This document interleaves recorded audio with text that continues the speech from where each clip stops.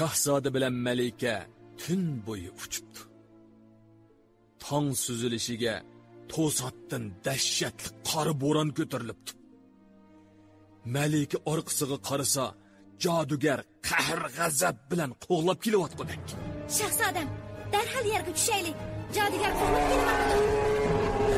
Malika. Ular yerga tushibdi.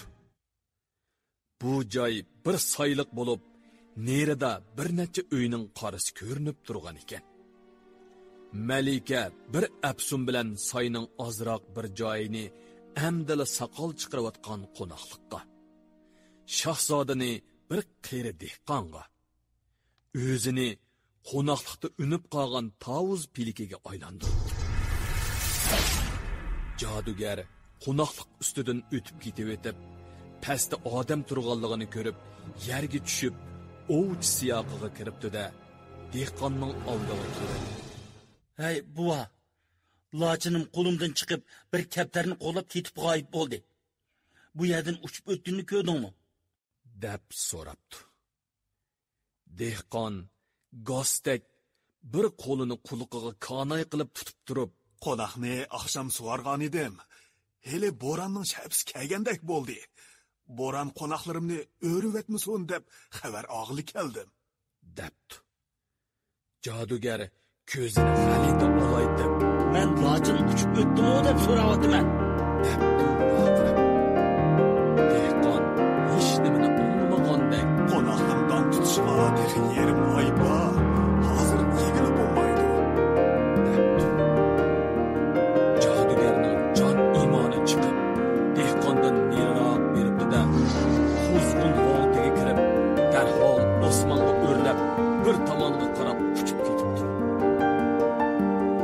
Malika bilan shahzoda fursatni g'animat bilib, yana parvoz aylabdi. Endi ular bir jup oqqu bo'lib uchibdi.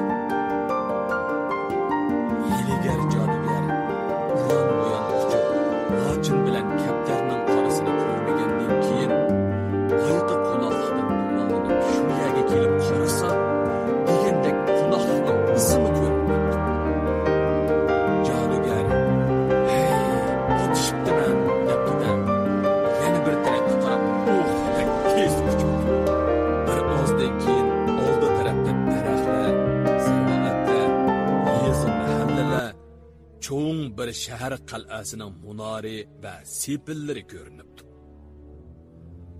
Jodugar, "Abla, ular odamlar orasiga kirvosi topmagan tas bo'ladi" deb teximi tit bo'lib, jon jahli bilan uchibdi. Ko'ringan bu shahar shahzodaning shahri bo'lib, bu chog'da shahzoda bilan Malika saltanatlik shahar osmoniga yaqinlab qolgan ekan.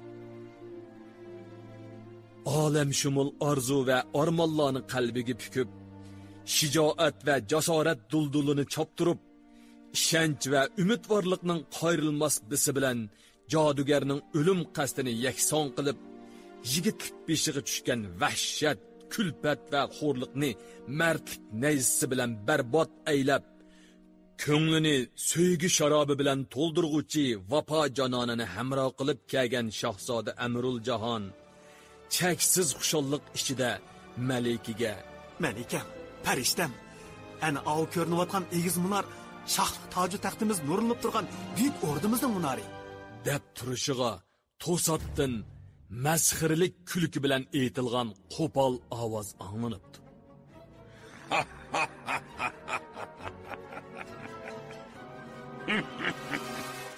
Ham xiyol qilmanglar. Endi meni oldiyanmaysizlar. Malika shahzodaga mundoq debdi.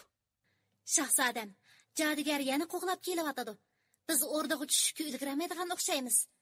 Siz yuraklik, tamkin bo'ling. Xatar ichidagi odamning kuch-quvvati uning aql parostida. Biz yerga tushaylik. Men bir qizil guliga aylanaman. Siz bir o'tinchiga aylanasiz. Oldingizda ustiga o'tini artilgan bir eshak paydo bo'ladi. Siz gulni qo'yningizga selib, eshakni yetilab shaharga qarab mengayvering. Keyin qanday qiladiganligimizni jodugarning harakatiga qarab belgilaymiz. Ular yerga tushibdi. Shu chaqda ularning qarasini yo'qitib qo'ygan jodugar g'azab ochchig'ida bir hurkirgan ekan, osmon o'rlib tushayotgandek bir qaros ovozlar paydo bo'lib, hamma joyni silsilga keltirdi. Bu dahshatli ovozdan qo'rqib ketgan odamlar uylariga, xilvat joylarga tushdi. Shaharning ichi-tishi go'yo hayotlik ruhdek bo'shab qoldi. Shahzoda eshakni yetilab shahar darvozasidan kirishiga qo'ltig'iga ravob qisqan bir divoni orqasidan yetib kelib, o'rda tomon yurib ketibdi. Malika shahzodaga: Hozir sizni asli qiyofatingizga keltiraman. Siz o'rdaga kirgandan keyin gulni shah atingizga bering. Shu kishining qo'lida tursam aman qag'ayman. Lekin gulni hech kimga bermasligini ayting. Agar gul qo'ldan chiqib ketsa, qo'shlab judolik dardiga mubtalo bo'lamiz.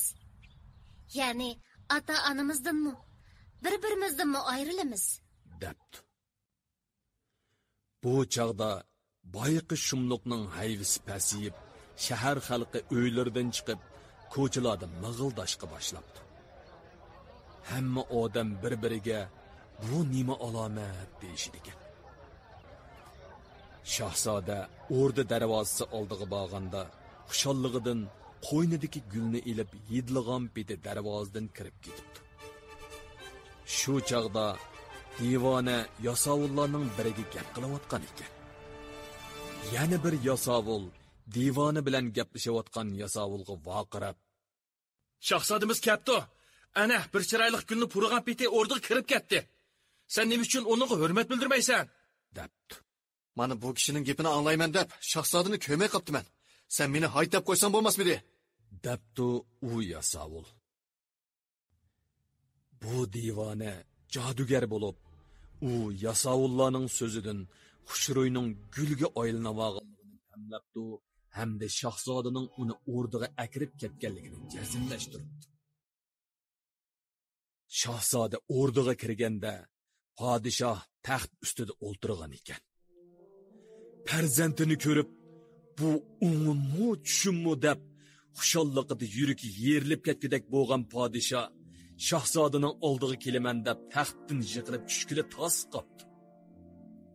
Ongacha Amrul Jahon o'qdak etilib kelib, dadisini yulib elib, uni taxtga o'ltirg'izgandan keyin necha qadam orqasiga yenib, Shah ata, deb qo'lini ko'ksiga qo'yib, bir tizida tizlanib podshohga tozim bijo keltiribdi. Salom soatdan keyin o'zini dadisiga etib, gulni shohga berib, bu gulni hech kimga debla gepining oyig'ini deyolmay hushidan ketibdi. Podshoh nima ish bo'lganligini, nima qilarini bilmay, quchig'idagi shahzodaning beshini tutgan peti xudidan ketay deb o'ltirib qopti. Vazir vuzrolar o'pur-to'pur bo'lishib ketibdi. O'rda chaparmini tevib chaqirg'ilmayapti. Shu chaqda o'rda begi kirib, Ulug' shohim, o'rda darvozasi oldida bir darvish janobi oliylari bilan ko'rishni talab qilib turyapti. U podshoh meni tezdan qabul qilmasa, o'rniga keltirgili bo'lmaydigan dard alamga qoladi degidek, deb xabar yetkazibdi. Podshoh ko'nglida bu qandoq ahvol? Bugun bolamning kelishi, hushidan ketishi, orqadilla bir soilning men bilan ko'rishishni talab qilishi. Bu ajoyib ish-ku. Buningda cho'qim bir sir bor. Darvishni qabul qilmay qaytirib etsam bo'lmaydiganda qiladi deb o'ylabdi-da, darvishni elib kirishga amr qildi. Jodugar ichiga to'lgan zaharlarni bechoralik, miskinlik to'ni va mu'minlik, darvishlik tusi bilan yoshirib, mukchaygan gavdisini yirtqish tirnoqli putlari bilan ishtirib taxt oldiga kelib, podshohga beshi yerga tekkudak egilib salom berib, shohga uzun umr, davlat va omad tilabdi. Nima tiliging bor, ey darvish? deb so'rabdi podshoh. Ey şahlarning shohi, 18 ming olamning panohi, ziminning optipi, yo'qsullarning g'amxo'ri, mendek yurki zidilarning mehriboni. Men darvish yoki divoni emas, bir gulchidirman. Huzuringa atay mushundaq qiyofatga kirib kelishga majbur bo'ldim. Men gulxonamda bir tashtak ajoyib gul o'stirgan edim. Uningdan bir tolli gul echilgan edi. Uning quchqonda behush yotgan o'g'ling omroqlik qilib uzibdi. Men ko'may qoptiman. Bu gulni hidlashga bo'lmaydi. Qo'lingdagi gul shu. Uni menga berib atgin. Shuning badiliga jeningdimi chori bo'lgan ashu aziz farzandingga mushi jonga jazo guldan kelayotgan balo qazoni dafn qilib yetay. Debdi darvish. Podshoh hech nimani tushunmay dam gulga, dam shahzodaga qarab gulni beray desa, o'z baxtini izlab ketgan farzandi epkilib, o'z qo'li bilan bergan gul. U hech kimga berma degandek qilayotgan. Bermay desa, jonga jazo deyilayotgan gul. Qandoq qilsam bo'la deb arsaldi bo'lib qopti. Ey podshoh, hozir sukut qilgan vaqt emas, debdi darvish podshohni oldirtib. Lekin podshoh balam hushiga kelguchi gulni qo'limdan chiqarmasligim kerak degan qarorga keldi-da, gulchiga mundoq debdi. Ey yaxshi niyatli kishi, bu gul hozircha menga omonat. Omonatni egisidan boshqaga berish durust emas. Mendan gulni so'rama. Balamni hushiga keltir. Buning uchun xazinamning eshigini ochib qo'yay. Nima olaman desang ol. Gulni balamning o'zidan talab qil. Bu gapni anglagan jodugar hech nima talab qilmaslikdek hiyligarlik bilan un-tunsiz kayniga yenib minishga boshlabdi. Podshoh bu odam balamga mushu guldan kelgan baloni dafni qilib yetalaydi ekan deb zo'rliq kuch ishiltishni o'ylagan bo'lsa-mu, yomon oqibat tug'ilib qilishdan saqlanish uchun siliq muomala bilan Ey gulchi, to'xta. Nechun ketmoqchi bo'lyapsan? Muddaoyingni ochiq et, debdi. Jodugar to'xtab, tulkidek yijiyib, miyiqida kulib qo'yib, qahr g'azabli ko'zlari bilan podshohga qodilib turib, ey podshoh, aql idrokda yegoniliqing bilan so'zimning ma'nosiga yetib tursan-u, o'z aqlingga o'zing ishonmay, nasihatimga quloq solmayapsan. Xazinangni badal qilib bermoqchi bo'lyapsan. Lekin men dunyo hijotidan yiroqman. Yaxshilikni bilmaydigan johil, o'z o'g'lining jiniga zomin qotil. debdi. Bu so'z podshohga qattiq tegibdi-da, g'azabi qaynab, o'zini besib ololmay, "Ey ohonatli gul, yo'qol ko'zimdan" deb gulni beshidan ortildirib jodugarning oldiga itibdi. Gul to'zib har yoqqa chechilib ketibdi. Jodugar o'qdak etilib kelib, chechilib yotgan gullarni bir-birlab terib qo'yniga solibdi-da, orqasiga qaramay chiqib ketibdi.